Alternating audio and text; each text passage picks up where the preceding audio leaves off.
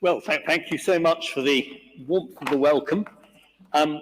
Thank you also, I'm very conscious as I look around the room, to quite a few of the people here who actually helped me in the 2019 election campaign and turned up in my constituency in Beaconsfield when I had probably the most exciting political campaign I'd ever run, even if it didn't have quite the outcome that I might have wished. And I'm very conscious, therefore, of the privilege of taking on the role of being a vice president of the European movement. My heart's been in this for a very long time. The first thing I did as a student in my gap year between school and university in 1975 was to work for the Keep Britain in Europe campaign. And I suppose it's also right to say that it was pretty well implanted in my DNA because my late father had been completely British, although he did marry a half-French wife, but nevertheless his pro-Europeanism was deeply inculcated into him by the events of the Second World War. That is what had made him believe passionately that European cooperation and the creation of the EEC and the United Kingdom's participation in it were really important things. And he did that from a very conservative, rather old-fashioned background, something I want to come back to in a moment, about patriotism. He saw it as being patriotic, that was what was in Britain's best interest.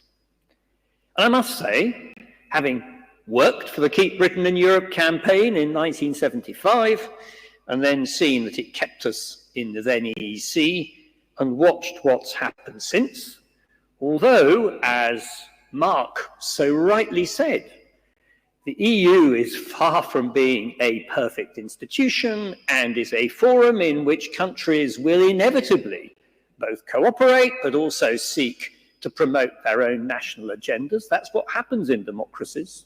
That's what happens when the tectonic plates slide. That's what you have to expect. Notwithstanding that, I think its track record of success since it was set up in preserving peace in Europe, helping to bring those Eastern European countries that had been dominated by Soviet tyranny into the democratic fold, by meeting that test of trying to create a zone of freedom, democracy, peace, and justice on our continent, has been well fulfilled despite the setbacks. So that makes it for me, on a personal basis, all the more extraordinary to reflect on what happened in 2016 and to have witnessed colleagues in my own party who I regarded as being well-rounded and sound become totally delusional about the United Kingdom's prospects if we left the European Union. Because one thing we can say now, unfortunately, and we know this with really total certainty, is that everything we predicted and was predictable about the downsides to the well-being of the average person living in this country from leaving the European Union has been fulfilled. The statistics speak for themselves. You can't just pretend that it's all about COVID. It is about doing ourselves significant economic harm at almost every level. So that, and I agreed so much with what Mark said about this as well, so that structural issues and weaknesses that exist in our country and which have been the subject of political debate on a cross-party basis and which we haven't actually been very successful at remedying over the recent decades, have just been made immeasurably worse by going. So businesses have been handicapped. Our education is badly affected. I think the opportunities offered by Erasmus and also the scientific cooperation that we engaged in was hugely beneficial to us. Areas in which we were world leaders, areas of science, areas of finance, which I think sometimes we denigrate. London as one of the three major world financial centres was really to our advantage, have all been badly damaged. And this percolates down to every single man, woman and child living in this country, whatever their background may be and wherever they may be living. Quite apart from the interference it has on the ease of existence that we previously might enjoy, such as the queues when I shall go over to my house in Brittany in 2 weeks' time when we arrive at the port where we land. And the fact that I sometimes, when I went off to do my pilgrimage to Compostela, I realized when I came back, I'd used up my 90 days and couldn't go back to the continent for another 3 months. These may be minor things, but the accumulated total is bad. It's a sustained and damage which is going to continue. And I'm not going to recite any more of those statistics. But that also highlights the challenge we've got. Earlier in our discussions, and I've really enjoyed the morning and the presentations and the contributions, the question was asked about the Union flag and whether that associated us with people we wouldn't really wish to be associated with. And of course, it's right that in our country today, perhaps more than has been the case 25 or 30 years ago, or it's always difficult to register this, there are a lot of angry people out there. There are. I see them. During the time that I was doing the fighting Brexit, they used to come up and abuse me in the street. And some of them are very angry and have views which I find repellent. But one thing I've learnt in politics is that people on the whole who get very angry do so because they are frightened. They're frightened of the future and they retreat back into their comfort zones and latch on to whatever they think might remedy their discomfort, whether it's anxiety about strangers coming in from abroad or uncontrolled migration or boats coming onto the beaches at Folkestone or anything else. Actually, they can get angry about climate change and glue themselves to motorways in the southeast of England, causing complete chaos and contributing absolutely nothing to resolving the problem whatsoever. Anger very rarely creates rational decision-making. And as I say, one of the things which I found extraordinary in 2016 was watching colleagues who I thought were rational become angry and do us untold damage. And not just Conservative colleagues, there were some Labour colleagues, including some who represented constituencies around here, who were doing effectively the same thing, although they were a bit more casuistical about it, possibly because they felt they were responding to pressures within their own associations and from their own voters. So we can't dismiss these people because in a funny way, we should be, as a movement, not ignoring them, but actually saying to them that being patriotic and wanting the best for our country and to promote its well-being and to offer them a future with which they would be comfortable and in which they can take pride is in fact the route that we are trying to advocate. And we need to be so careful, therefore, that we don't just treat them as the enemy. On the contrary, they are the people we need to convert, which is why I think it's so telling in all the information we were fed this morning that the images of patriotism register, whereas the images of saying, you got it wrong, or we are in another place from you, don't work. We have to convert people. And the good news for us, although in some ways it's the bad news for the country, is I think the evidence suggests very, very clearly that the penny is dropping with people. That in fact, a lot of the problems that they now have are in fact the result of having made a mistake.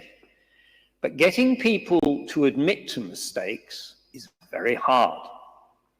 On top of that, you don't just have to get people to admit mistakes, because admitting mistakes without anything else isn't going to work. It's about taking the view that there is an alternative route to the one that they had previously envisaged, which they can reconcile themselves to and sign up to. And also, let's face it, another group. That's the group of people in this country who didn't vote in the referendum at all, or the young who have got onto the electoral register since it took place. And we know that many of the young who were on the electoral register when the referendum took place chose not to vote because they couldn't see the point. We love, I think, to delude ourselves in this country. We love to have participatory democracy. But the truth, of course, is that politics in some ways at a national level, not at a local level, and not in societies and all those committees that actually run our country at a local level, but at a national level is a bit of elite activity. And on the whole, people send people to Westminster because we're supposed to be able to make rational decisions, which may at times be at variance with the opinion of within the electorate. The total failure the United Kingdom has experienced in the last 10 years is that the people sent to Westminster to make those decisions blew it. And that's why we're in the doghouse. And we deserve to be, because it constitutes a massive leadership failure.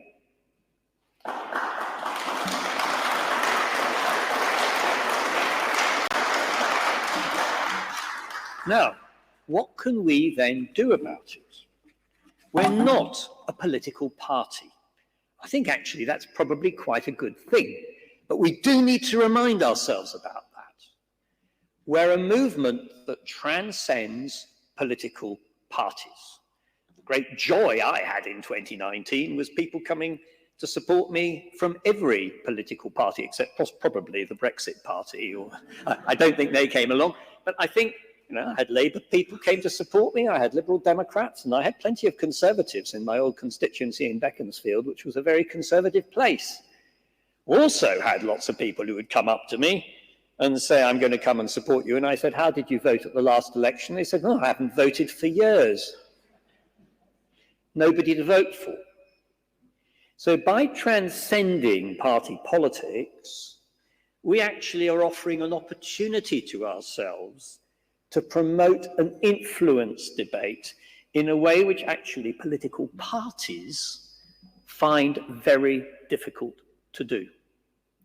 But that also imposes a constraint on us, because whilst we can be critical of individuals, and of course we may think that one particular political party in this story comes out of it particularly badly, namely my old one, nevertheless, we can't just go around with finger pointing, because they are the very people who we've got to convert. And as I know, because I still have some friendly contacts with parliamentarians of my old political party, there are plenty there quietly beneath the parapet who know very well that the problems this country faces are the result of a gross and mistaken decision. So our campaigning, I think, as has been so nicely presented to us, needs, if I may use this rather a word, to be sectoral and pragmatic.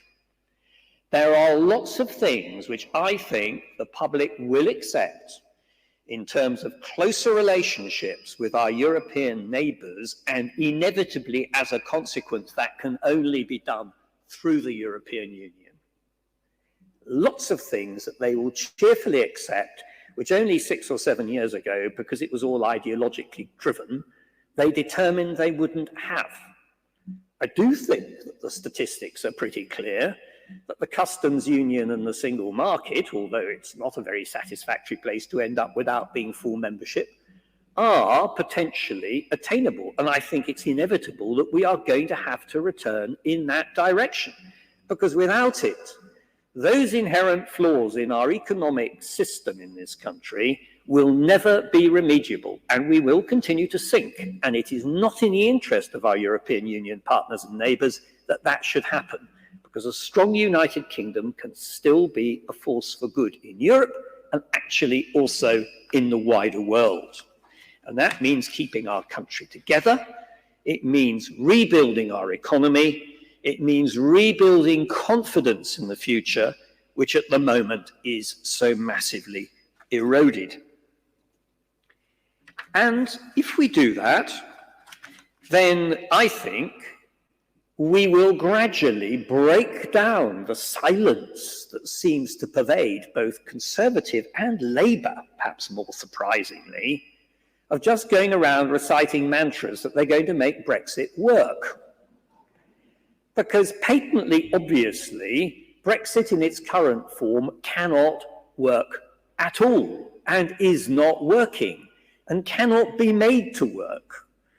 It's like the old story of the dead horse. You know, what do you do about it? You set up a committee to consider whether it might or might not be dead, rather than facing up to the reality. And even the Liberal Democrats, much as I like them, and they supported me very much in Beaconsfield, but they're sort of strangely muted. So we need to give them a shove. And I actually think that the fact that this is now a mass movement of 21,000 members and has the capacity, if we play our cards right, I think, to expand dramatically into the sort of mass movement it was in the 1960s, when on a cross-party basis it was calling for closer links with Europe and for our going into the EEC. I think that's possible. And that's the sort of thing I want to help this movement achieve.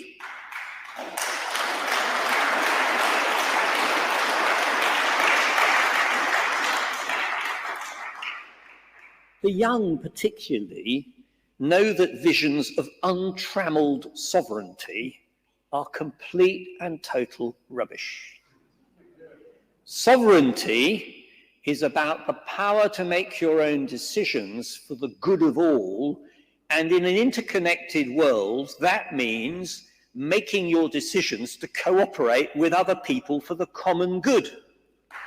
And we know that's a powerful message, and we know we can get it across. And I think it's a really great cause. But the challenge is delivering it. You are grassroots members. I've always been very conscious throughout everything which happened after Brexit. But in a way, the political system failed and you started to have to take over. Let's face it.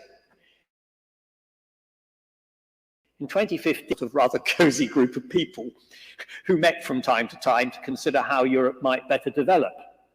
It was very much an elite activity. You stepped into the breach because you were upset. Your diagnosis was correct, and let's face it, you were also quite angry. Heaven knows I've been angry in the last few years, and I see some nodding about what had happened. You're the ones who set up the street stalls, and you're the ones who started paying attention and arguing. Whereas, let's face it, and I have to confess this myself, in the years before 2016, as a Conservative MP, I didn't argue the positives of our European Union participation, particularly in associations where it's become a default position to blame everything on Europe, and Labour was as bad. So we never made the positive case before it was too late. I remember David Cameron coming to the 1922 committee in 2016 to tell us why we should back Remain and saying, come on, guys, get real. But he hadn't got real in the previous 8 years. Indeed, rather the reverse. He'd suggested by a constant litany of complaint that it was the source of most problems. which it never was, even if it had some challenges. The EU is not the Elysian Fields. That point was made so well by Mark. The fact of the matter is, it's a big organization, it has bureaucrats, it has ideologues, it has countries that wish to cooperate, and it also has people within it who are promoting national agendas and seeking negotiating positions which might be to their advantage. But that's the world as it is. But for all that, there is an underlying idealism which all of you have connected with in this room, and which I've never had any difficulty connecting with either. Let's face it, Europe is unique. And unless you go out to Canada, Australia, New Zealand, which are very much elsewhere, the values, the civilization, the aspirations that we share are something which is pretty unique to ourselves.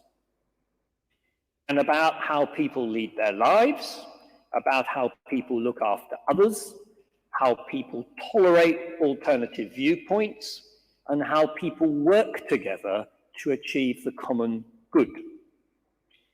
And of course, if I may say so, that is, I think, an intensely patriotic message, because I can't see and have never seen any incompatibility between those aspirations of zones of freedom, democracy, peace, and justice with the underlying principles of the coronation oath, which we watched our king take in Westminster Abbey in May. In fact, they are identical. That's why we have a patriotic message. And of course, if we do it well, not only will we have the capacity of getting ourselves back with our European partners in some form or other. Again, I agree with Mark, this is a moving target. We can't predict entirely how it will develop. There may be different forms of European Union, and we will have to look at that as and when it comes up.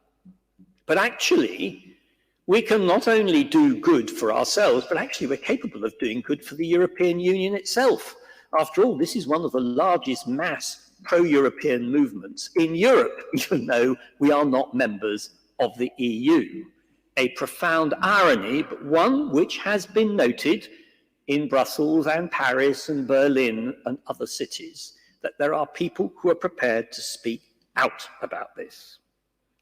And together we can then face those problems, those wicked problems, as I think they're called in politics, whether it's climate change, mass migration, the Ukraine, the ones that politicians don't have easy or straightforward solutions to, rather than just engaging in displacement activity, which is what your 6-year-old does when you want to talk to him about having thrown a stone through a window and he wants to talk about his teddy bear. This is, and I'm afraid a lot of our national politics is exactly about that. So we can make that difference. And that's why I'm optimistic about the future of this movement and also the future of our own country, if we get on with it. We're fortunate that I think the movement now has really good opportunities, good staff, good leadership, I'll work along with Mike, the good opportunity to promote itself, enough members to provide its sustenance. Heaven knows, every time I ask you for money, you seem to cough up. So, and more people join. So in many organizations, including my old party, this isn't exactly what's happening. So I think we're on the right track. And what I want to do is to do everything I can to help make it a movement whose views cannot be ignored. And that's about persuasion, it's about optimism, it's about a better future for our country, and it's about saying to people, we're not coming along to criticize what happened in the past, but we're coming along because we are convinced there's a better future, and we want you on board to help us. Not just helping us within the movement, but helping us in the political parties to which you may be attached, because we think this message makes sense and we think it offers a much better future for us all. Thank you very much.